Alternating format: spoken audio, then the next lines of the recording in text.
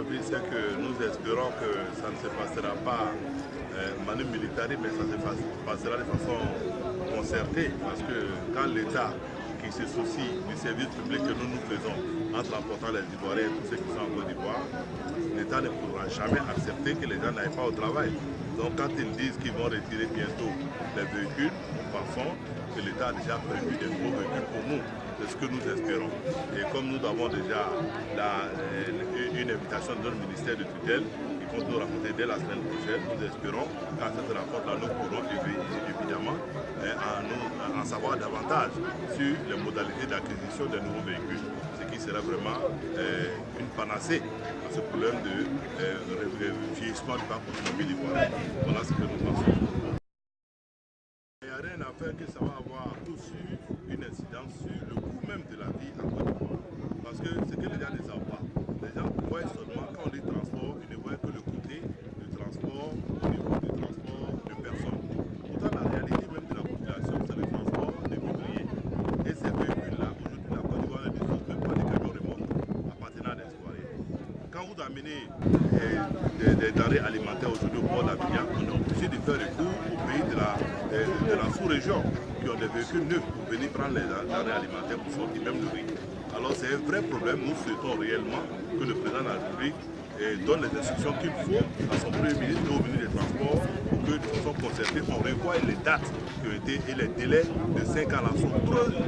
Ça c'est des véhicules neufs, on ne peut pas les acheter. On n'a pas les moyens de les acheter.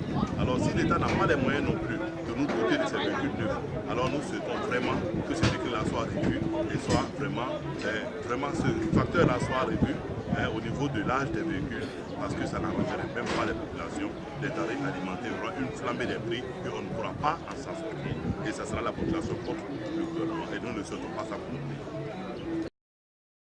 Notre proposition, c'est d'abord la suspension du délai qui est vraiment trop court pour une concertation responsable et constructive. Nous souhaitons que l'État remette ça plus tard parce que ce n'est pas possible qu'en 3 mois, on puisse retirer près de 14 000 véhicules sur le sol national. Il y a ne voyez qu'à Abidjan. Mais nous qui gérons le transport un peu dans les gares routières, nous savons que ce n'est pas moins de 14 000 véhicules qui transportent les populations en Côte d'Ivoire. Alors ces véhicules-là, c'est des véhicules souvent de 30 ans, ça j'ai pas honte de vous le dire, c'est selon nos moyens, c'est une activité libérale. Alors pour retirer tous ces véhicules-là, qui sont déjà dépositaires de l'autorisation de l'État par le biais du ministère des Transports, par des cas de transport qui sont valables pendant 5 ans. Alors il faudra bien voir toutes ces dates-là. On ne peut pas donner une autorisation à quelqu'un d'exercer et venir l'arrêter à 3 mois pour dire d'arrêter d'exercer. C'est vraiment un excès de pouvoir et nous souhaitons qu'on n'en arrive pas. Parce que les transporteurs, la plupart sont des analphabètes et la première des choses qui va arriver, ce sera des grèves. On n'a pas fini. Nous ne le souhaitons pas. Nous souhaitons simplement que le gouvernement fasse l'effort de revoir le délai et de repousser les délais parce que ce n'est pas les facteurs qui manquent. Parce qu'on nous fait croire qu'il y a la pollution atmosphérique, mais ce n'est pas en sortant des taxis compteurs qu'on peut régler ça.